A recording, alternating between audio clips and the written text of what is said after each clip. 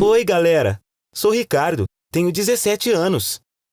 Eu fiquei em coma por 5 meses e 12 dias. Foi uma experiência estranha. Transitei entre sonho e realidade. E depois de algum tempo, pude ouvir o que as pessoas falavam, mas não podia reagir. Algo surreal aconteceu quando eu estava em coma.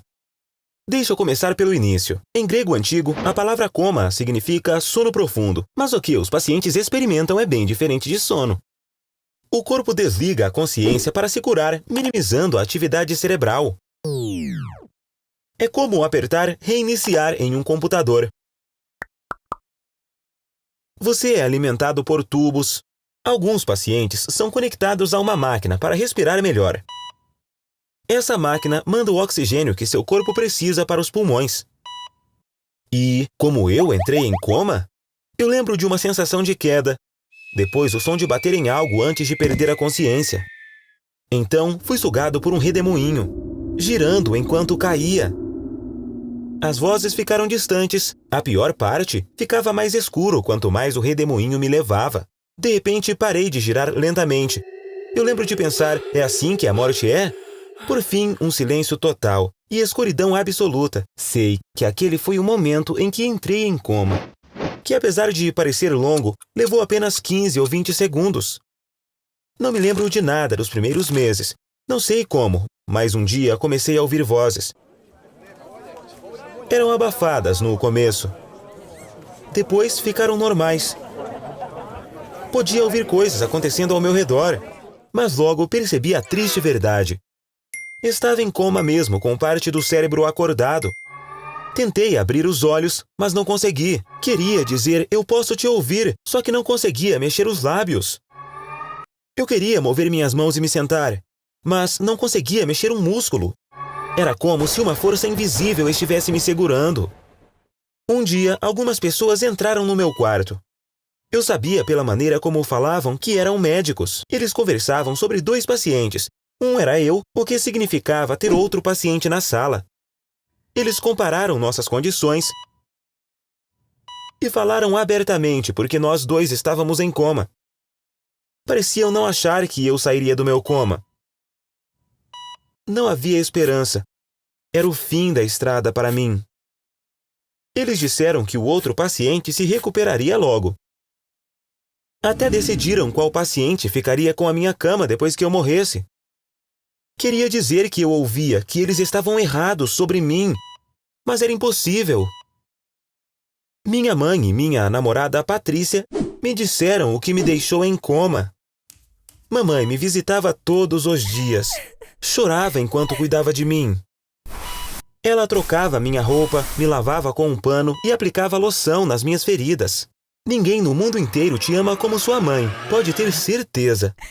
Ela murmurava as mesmas coisas. Você não queria ir para o acampamento. Eu fiz você ir para socializar. Você só queria relaxar. Você não queria ficar em uma barraca. Eu sou a responsável por tudo isso. É minha culpa. Eu queria não ter te obrigado a ir. Ela falava sobre um acampamento, mas eu não me lembrava de nada. Todas essas memórias sumiram. Fui acampar com meus amigos? O que aconteceu lá? Eu caí de algum lugar? Mesmo tentando, eu não me lembrava de estar em um acampamento ou o que tinha acontecido. Patrícia respondeu essas perguntas depois. Um dia ouvi a voz dela.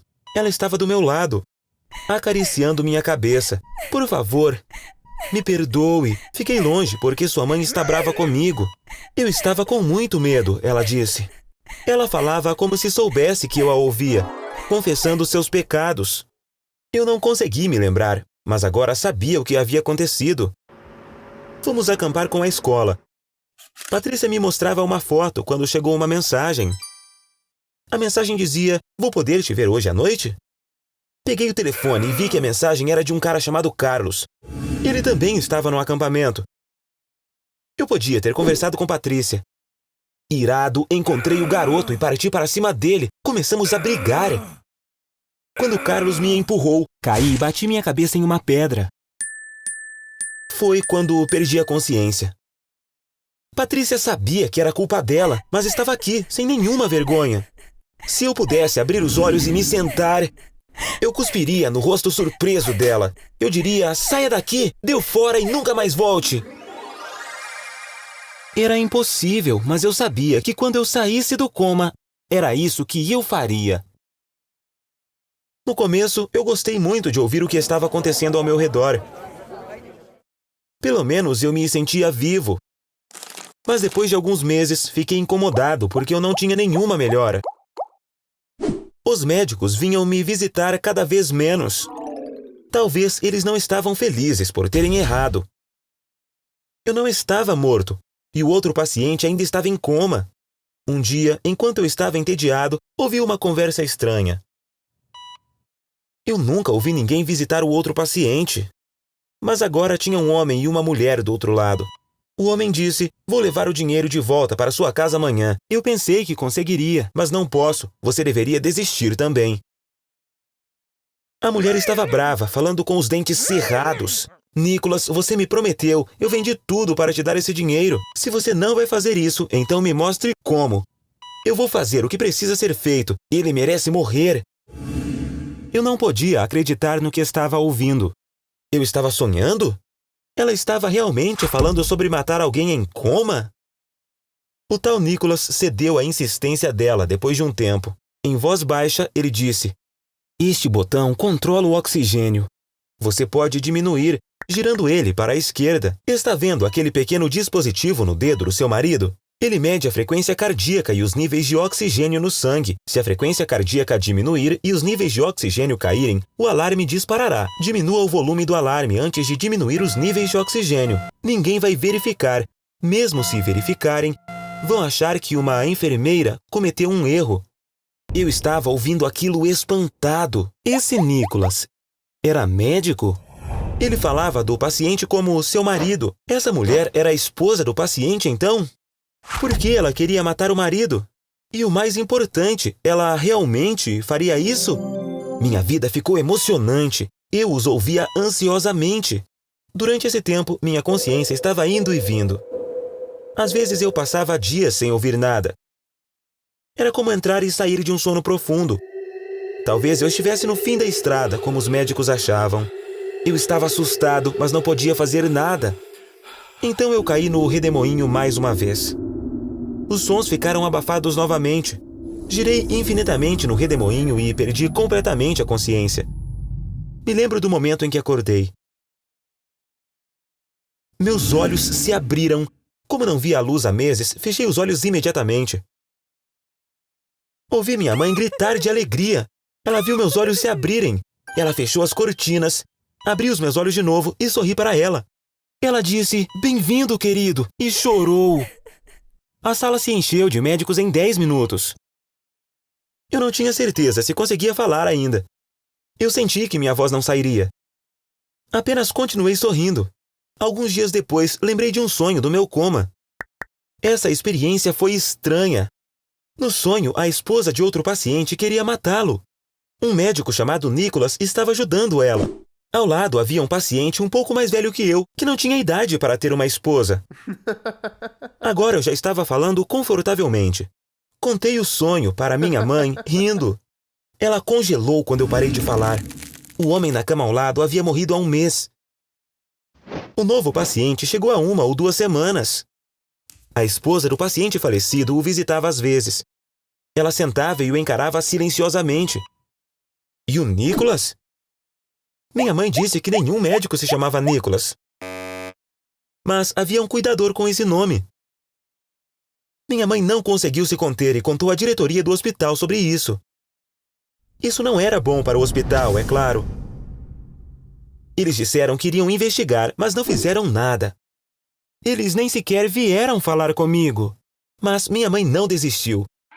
Quando a polícia foi envolvida, a verdade veio à tona. O paciente que estava no meu quarto traía a esposa. Uma noite, ele e a amante bateram o carro. A namorada morreu. Mas ele entrou em coma. A esposa queria vingança e planejou o assassinato dele. Ela fez um acordo com Nicholas, o cuidador. Nicholas desistiu, decidiu que não conseguiria matar alguém em coma. Quando ela disse que faria sozinha, ele lhe disse o que precisaria ser feito. Essa é a parte que eu testemunhei. Um dia, ela veio no final do horário de visitas. Ela mexeu na máquina de oxigênio para que ele recebesse menos oxigênio. Ninguém percebeu porque ela diminuiu o volume do alarme. Todos pensaram que era uma morte relacionada ao coma. A esposa e o cuidador tiveram que confessar o que haviam feito por minha causa. E os dois foram presos. Viu como a lealdade é importante? Porque eu e o homem que morreu entramos em coma? Sim, traição. Se ele e Patrícia tivessem sido leais, nada disso teria acontecido. Olá, tudo bem, pessoal? Sou Emília, tenho 15 anos. O que aconteceu ano passado me deixa muito triste, mas vou contar tudo de forma aberta na mesma. Espero que possam aprender com a minha experiência e não se arrepender como eu. Até 2 anos atrás, eu tinha a definição de vida perfeita. Eu tinha todas as vantagens de ser filha única, eu era a princesa da família. Meus pais tentavam me dar tudo o que eu queria. Por onde começo? Eu recebi meu primeiro celular aos 8, nos mudamos para uma nova casa só para eu ter um quarto maior. Meu pai teve uma boa oferta de emprego em outra cidade, mas teríamos que nos mudar. Eu não queria mudar de escola, então meu pai recusou a oferta. Como disse, eu era uma princesinha. Tudo girava em torno de mim. E eu gostava das coisas assim. Infelizmente, tive que aprender que tudo que é bom chega ao fim. Um dia, enquanto fazia os deveres de casa, meus pais entraram no meu quarto. Meu pai disse: "Precisamos conversar com você. Tomamos uma decisão importante." Pensei que fosse outra oferta de emprego. Estava prestes a reclamar quando minha mãe disse: "Emília, seu pai não vai morar conosco por um tempo." Eu ainda achava que tinha a ver com o trabalho dele. "Quanto tempo?" perguntei. Minha mãe olhou para o meu pai. Ele desviou o olhar e disse: "Acho que por muito tempo. Decidimos que vamos nos divorciar." Divorciar? Meus pais estão se divorciando. Mas eles sempre se deram tão bem. Quando olhei ansiosa para minha mãe, a primeira coisa que vi foram lágrimas escorrendo por seu rosto e caindo no chão. Eles realmente estavam se divorciando? Meu pai realmente não iria mais morar conosco. Ele não iria me acordar acariciando meu cabelo. Ele não iria resolver os problemas de matemática mais difíceis dos meus deveres de casa. Eu não iria correr para a porta quando ele chegasse do trabalho. Impossível. Isso devia ser um pesadelo e estava na hora de acordar. Meu pai viu o choque em meu rosto e se aproximou. Ele levantou meu rosto e beijou minha testa. Quando senti seu beijo quente em minha testa, percebi que tudo aquilo era real. Eu era agora filha de pais divorciados. No começo, meu pai e eu nos víamos todos os domingos. Essas poucas horas que ficávamos juntos eram o suficiente para mim. Ele me buscava às 10 da manhã, primeiro tomávamos um bom café da manhã e aí fazíamos o que eu quisesse. Conversávamos sem parar, eu dizia tudo o que estava em minha mente. E ele me escutava com muito interesse. Íamos sempre às compras depois, mesmo quando não estava afim. À noite, ele me deixava em casa com todas as sacolas de compras. Infelizmente, tudo isso mudou com outra oferta de emprego. Dessa vez, ele não iria para outra cidade, mas para outro país. Meu pai seria diretor de uma grande empresa estrangeira. "Vamos passar o verão inteiro juntos", ele disse, e me beijou na testa. Desta vez, eu não reclamei nem um pouco. Afinal, ele não morava mais conosco. Eu era sua princesinha que morava em outra casa. E por isso já não esperava mais que ele levasse em conta minhas vontades para tomar suas decisões. Você pode estar pensando, como era o relacionamento com sua mãe? Bem, ela sempre trabalhou duro. Mas acontece que após o divórcio deles, ela deu um passo à frente e se tornou viciada em trabalho. Pelo menos alguns dias da semana, ela chegava depois de eu ter ido dormir. Nos comunicávamos apenas por bilhetes que deixávamos pela casa e por mensagens de texto. "Não se esqueça de ligar a máquina de lavar, te amo." "Vi sua foto do álbum da escola no balcão, você está linda, te amo." "Irei trabalhar até tarde hoje, peça pizza se quiser, te amo."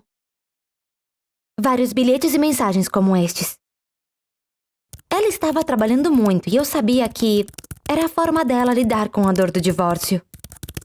Qual era a minha forma de lidar com a dor? Eu não tinha uma, pelo menos não ainda.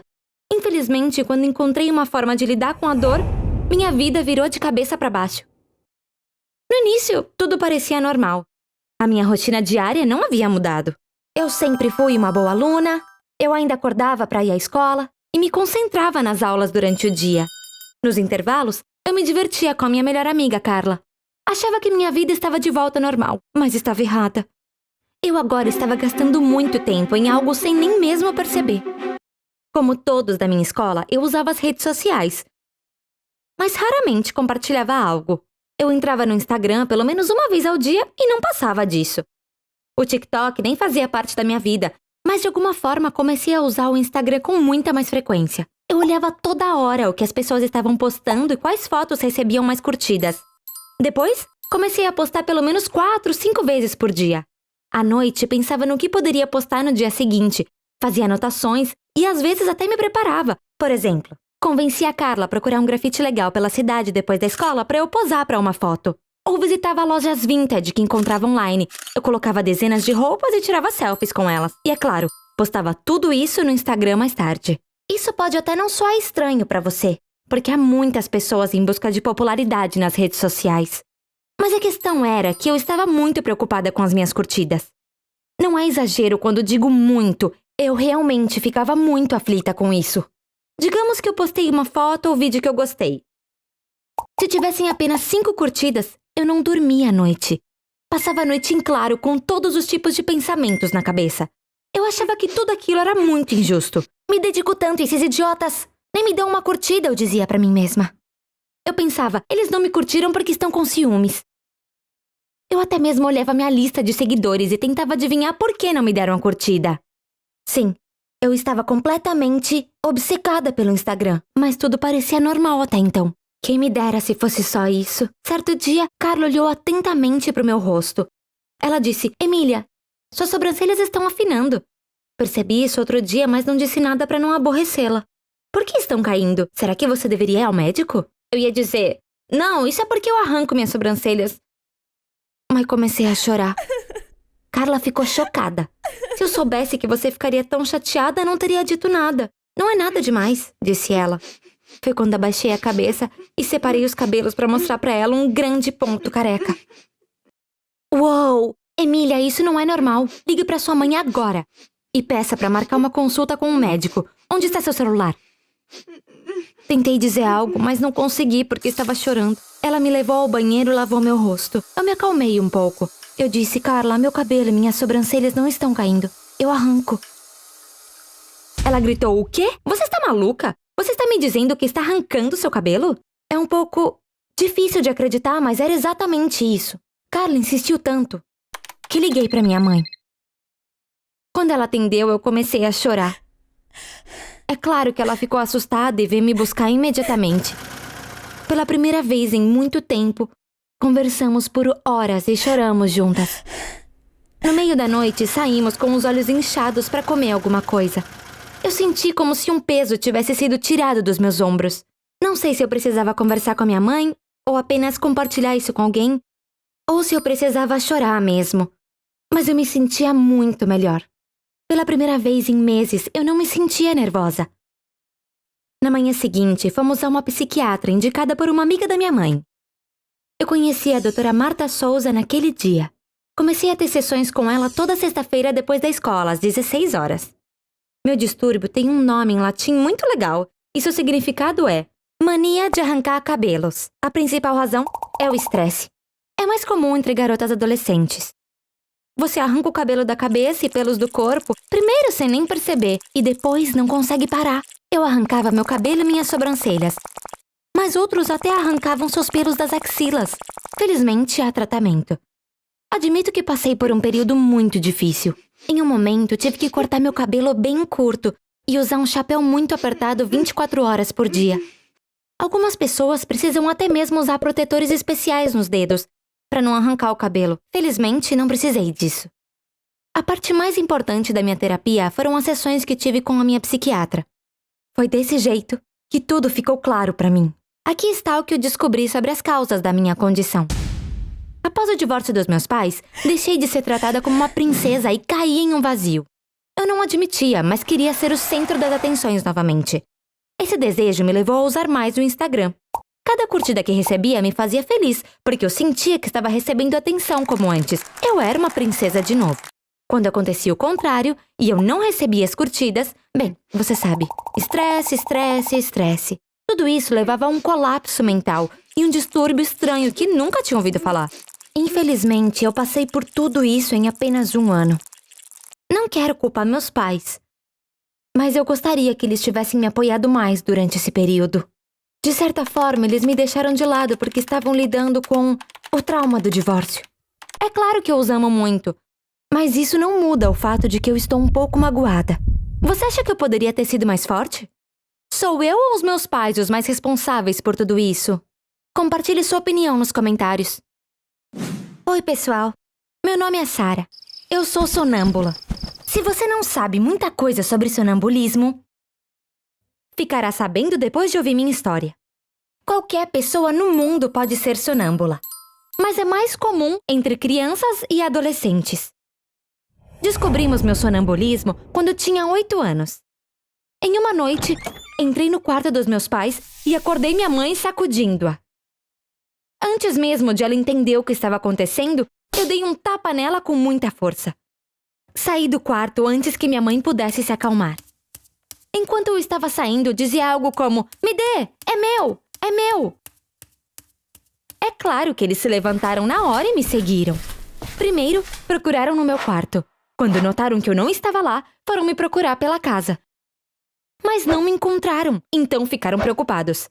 E adivinha onde eles finalmente me encontraram? Na banheira. Nas primeiras vezes em que entraram no banheiro, não me viram, porque fechei a cortina do chuveiro e depois me deitei na banheira. Quando meu pai por fim abriu a cortina, me viu na banheira dormindo. Infelizmente, minha mãe passou a semana inteira com o olho roxo. Ela me disse: "Eu bati na porta", e eu acreditei naquilo. Minha mãe só foi me contar a verdade no passado, enquanto ela ria disso. É claro que fiquei chateada por tê-la machucado, mas comparado a tudo que aconteceu por causa do sonambulismo, até que aquilo não foi nada. Principalmente o que aconteceu em uma noite. Tenho certeza de que concordará comigo quando souber como foi. Mas primeiro, preciso falar um pouco mais pra você sobre o sonambulismo.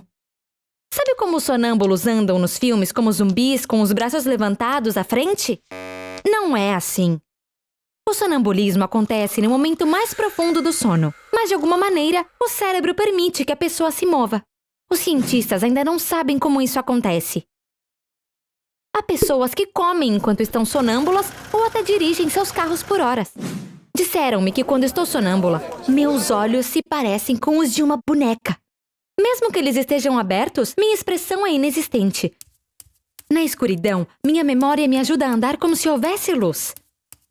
Eu sei onde estão as portas, por exemplo. Ano passado, minha família e eu alugamos uma casa de verão. Logo na primeira noite, eu levantei sonâmbula. Em casa, a porta do meu quarto fica do lado esquerdo da minha cama, mas na casa de verão estava do lado direito. Eu ainda não conhecia bem a casa, então fui para a esquerda. Meus pais acordaram com o som de arranhões vindo do meu quarto e correram para lá. Eu estava arranhando a parede, tentando encontrar a porta. E minhas unhas estavam fazendo muito barulho. No geral, o sonambulismo é considerado um distúrbio comportamental e não uma doença. As causas são desconhecidas, mas é quase certo que é genético. Portanto, se você é sonâmbulo, é muito provável que exista outro sonâmbulo em sua família. No meu caso, é minha tia. Uma noite, quando minha mãe ainda morava com os pais, ela se levantou para ir ao banheiro e viu a irmã na sala de estar. Ela estava aspirando o chão. Minha mãe sabia que a irmã era sonâmbula, mas pensou que ela havia derramado algo no chão e estava limpando. Mas então, viu que o aspirador não estava ligado na tomada. E minha tia, enquanto dormia, pensava que realmente aspirava o chão. Deixa eu te contar outra história sobre minha tia. Uma vez, no meio da noite, ela pensou que o travesseiro era sua filha bebê. Ela entrou em pânico, virando o travesseiro várias vezes. Seu marido acordou e a observou por um tempo. Ele perguntou: "Querida, o que você está fazendo?" Ela chorava. "Onde está a cabeça dela? Me ajuda! Não consigo encontrar a cabeça dela!" Outra coisa que eu também queria falar pra você é sobre o que acontece se você acordar um sonâmbulo. Muitos pensam que se você acordar um sonâmbulo, ele entrará em choque e morrerá.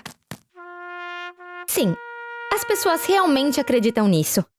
Não sei quem inventou isso, mas é Definitivamente uma lenda urbana. Pesquiso sonambulismo há muito tempo e nunca ouvi falar de alguém que tenha morrido porque foi acordado. No entanto, se você acordar um sonâmbulo, ele ficará confuso e pode até se tornar agressivo. É por isso que não é recomendado fazer isso. Em vez disso, é melhor levá-lo cuidadosamente para a cama e o ajudar a se deitar lentamente. Meus pais sabem disso e nunca me acordam. Mas um dia eu mesma me acordei. Deixa eu contar sobre isso. Minha mãe faz iogurte em casa há anos. Uma noite, tive sonambulismo e fui direto para a cozinha. Peguei a panela de iogurte da mesa e pus no chão. Então abri a tampa e entrei na panela. Eu não tenho a menor ideia de por que eu fiz isso. Essa é a única coisa boa de ser sonâmbula. Ninguém te julga pelo que você faz porque é tudo inconsciente.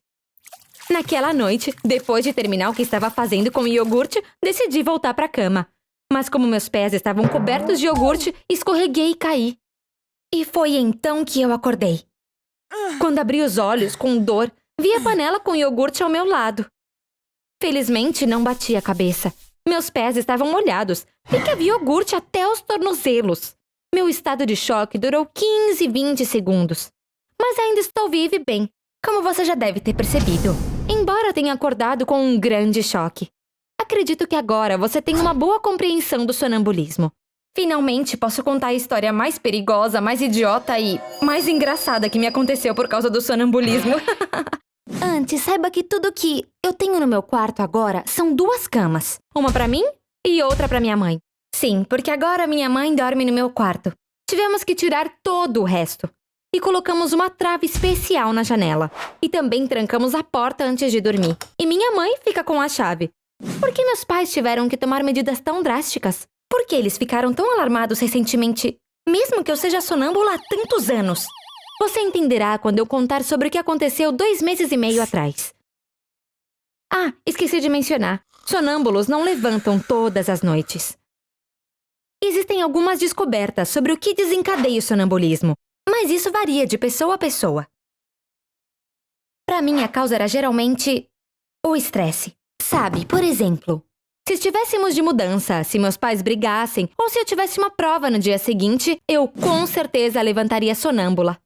A história que estou prestes a contar aconteceu em um dia muito estressante.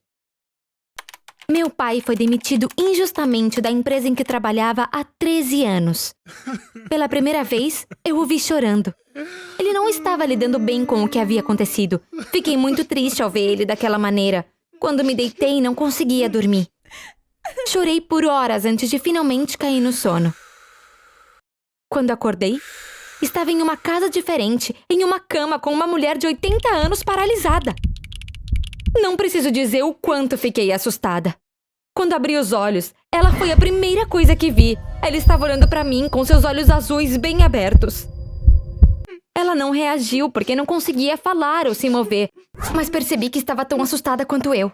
No dia seguinte, meu pai e eu começamos a investigar e descobrimos o que havia acontecido na noite anterior. Eu acabei indo parar na casa da senhora Roberta, a mulher paralisada, em 3 passos. Passo 1. Sair pela janela. Descobrimos que eu saí da cama por volta das 4h30. Meus pais dizem que minha porta estava fechada pela manhã. Isso significa que não andei pela casa. Quando fico sonâmbula, abro as portas, mas nunca as fecho. Então, devo ter saído direto pela janela. Não sei com o que eu sonhava, mas me levou a abrir a janela e pisar no peitoril. E eu meio que me joguei do 3º andar. Caí no toldo abaixo e depois pulei para o ombrelone de uma pizzaria como se estivesse pulando de um trampolim. Eu acho que eu devo ter acordado, porque me lembro bem de pular em cima do ombrelone. Tendo a confundir sonho e realidade nesse estado. Pensei que fosse um sonho. Acho que foi natural pensar assim, já que o que estava acontecendo era bastante inacreditável. Partes dessas quedas foram capturadas por câmeras de seguranças próximas e parecia um filme de Hollywood. Estou rindo agora, mas meus pais não conseguiram se recuperar por dias depois de me verem cair. Agora passo 2. Correr como uma maluca. Aparentemente, havia um trabalhador imigrante na pizzaria à noite. Ele saiu correndo quando ouviu o barulho. E me viu, Uma garota que acabou de cair em um toldo e um ombrelone e dormia como um bebê na calçada. Ele verificou o meu pulso para ver se eu estava viva. Naquele momento, abri os olhos e antes que ele pudesse perceber o que estava acontecendo, comecei a correr. E ele correu atrás de mim. Ele estava gritando: "Eu estava apenas tentando te ajudar." Eu acho que ele devia estar preocupado em ter problemas por estar ilegal no país. Eu corri por um tempo com ele me perseguindo. Mas ele acabou se cansando e desistiu. Você acredita que eu continuei correndo enquanto dormia?